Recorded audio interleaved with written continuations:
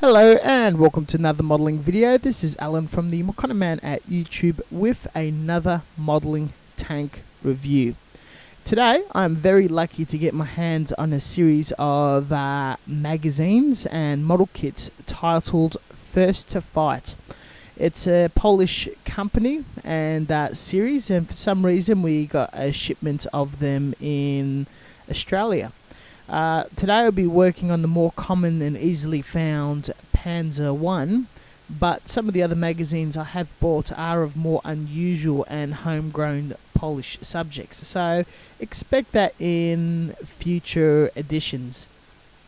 Before we get into what's interesting, I'll quickly cover the magazine. Some very nice graphics printed all over it, everything written in Polish, absolutely useless to me. It's a thin magazine, about 11 pages with a cardboard insert to make it stiff seem thicker. A lot of history and bits and pieces about the Polish army early pre-World War II, and it gets straight into this tank subject, some history, some photos, and a really helpful and handy paint and decal guide showing the Vallejo paints, and a small tutorial on hand painting all of the small knickknacks. All big colour pictures, that was very helpful. All the text, not so.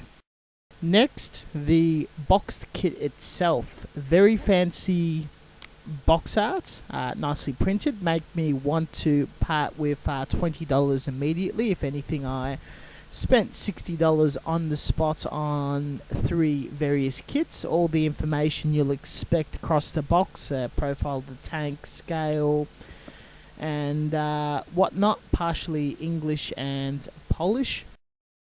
Really detailed, very clear and easy to understand instructions on the rear with an English piece.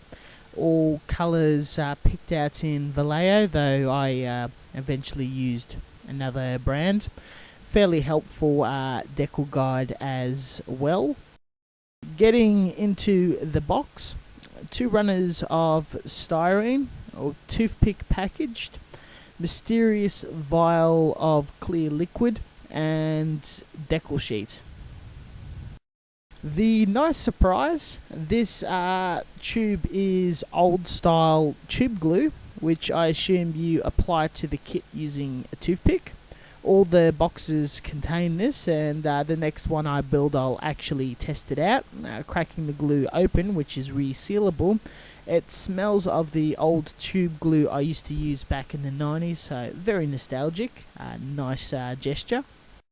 The decals were first promising with multiple numbers and markings. Unfortunately, using them, they were absolutely rubbish. Took a while to soak and folded and scrunched up, stuck. Gave me all sorts of problems, and the majority of them were damaged. I'd recommend using various decaling products like a clear paint on top and decal sets on the surface over water, just to make this usable, or maybe aftermarket decals. Closer inspection of the runners. The detail is absolutely lovely, all sorts of fine raised rivets, engraved panel lines, engraved detail. Looks like it'll all fit well. Snap finish sort of feel to it. Detail was spot on. Does look beautiful. The assembly, including gluing, was practically immediately and only took a couple of hours. The lower chassis required a bit of sanding of a mold line. The top just snapped into place with a tad of glue, slowly moving on to the various details, snap fitting, not gluing the wheels in place, and getting the thing together with no visible seam lines, barely any sanding.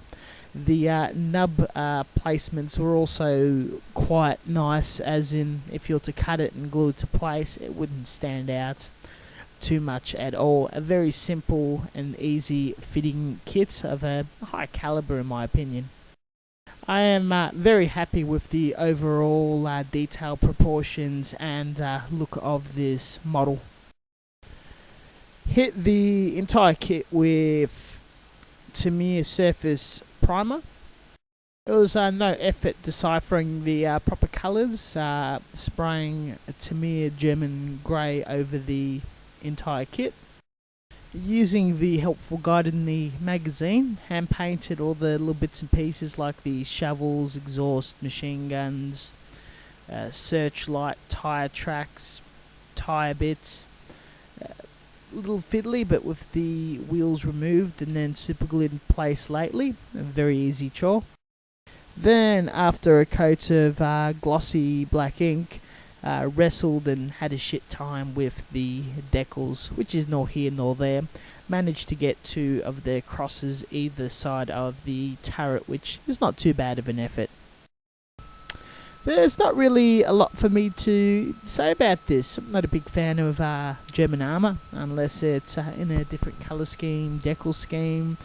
The Polish series of tanks, especially the homegrown ones, definitely excite me. And having a go and a crack at this kit, I'm very excited that these other unusual, rarer, and not so commonly found in styrene subjects is right at my fingertips and ready to be built. So it'll be something I will be enjoying later on down the track in between my armour projects.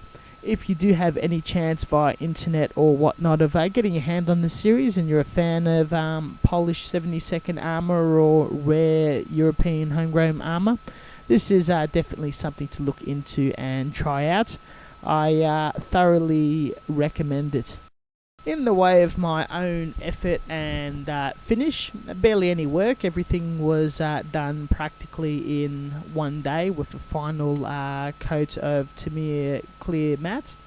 It came out absolutely beautifully and will be proudly displayed with the rest of my collection.